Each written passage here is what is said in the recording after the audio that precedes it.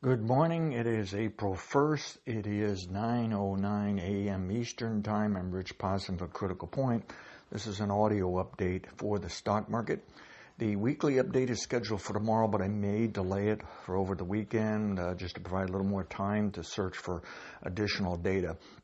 Okay, so in the stock market, I think the level 3 trend, that's your intra-month trend, it's the largest up and down moves during the month. It's how people do business, and most people don't even realize they're creating that pattern, those trends. The trend is up, and it may remain up into late next week, but could top any day starting today.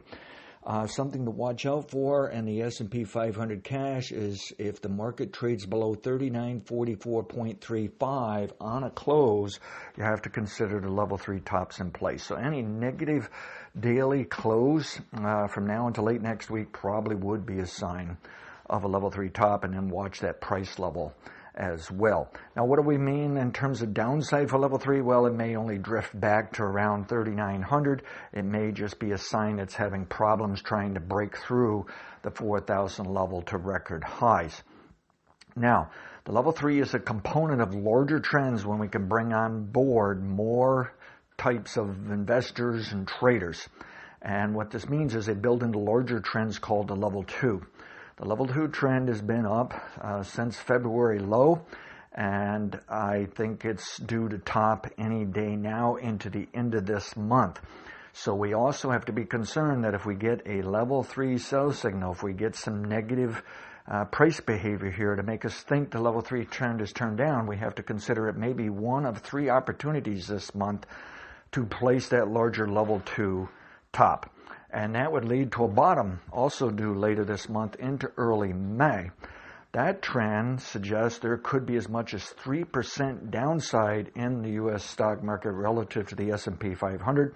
It may mean that the S&P 500 cash does come to near 3,800 before demand returns. Now, the history of this level 2 suggests it might even be 5 to 7% or more downside. But the more downside you have, the lower probability occurs. And we're just not seeing the fundamentals, the technicals, the charts, and the core modeling that is studying who's buying and selling and when are they about done buying or selling as the most important information. As we put that all together, there seems to be little reason for this market to go down more than 3%. And we're not saying it's even going to go down 3% for that level 2 downswing. But the level 2 does suggest there's going to be a wave of selling this month before being higher in May. And we think May will be an up month because when we zoom out and combine the level 3s and level 2s, we can find a still larger trend.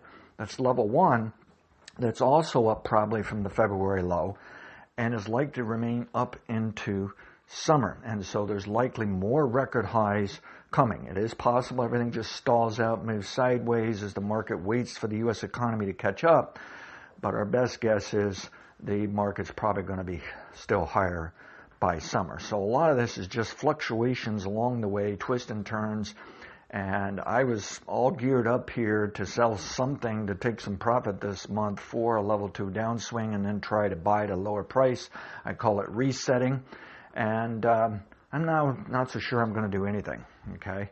But I will do my best to try to call the top in case you want to do something, and in case you're that kind of a trader, a little on the fast side. But just keep in mind, this could be one of those times when we really just want to focus on the idea it's probably going higher this summer. Now, for you long-term investors, what you're looking at is just twists and turns along the way from these types of signals. Really, I think this market's going higher into next year, have a setback, going still higher into 2024, have a setback, probably still higher. It's going to keep repeating those long-term business cycles until it gets to a major business cycle top late this decade. There's a slight chance we're going to run into a serious problem mid-decade, but the best forecast is it's going to be late decade that this market can move higher throughout the decade. There's just going to be some sizable twists and turns, maybe as much as 20 or 30% drops along the way at times, okay? And we'll do the best to catch all these, even if one doesn't want to actually take action, do anything about it. It's nice knowing why your account is performing that way, why your investments are performing that way, and it can give you greater confidence to stay focused and have discipline on your longer term objective. In the meantime, for those of you who like to trade short term, we'll do the best we can at catching these tops and bottoms.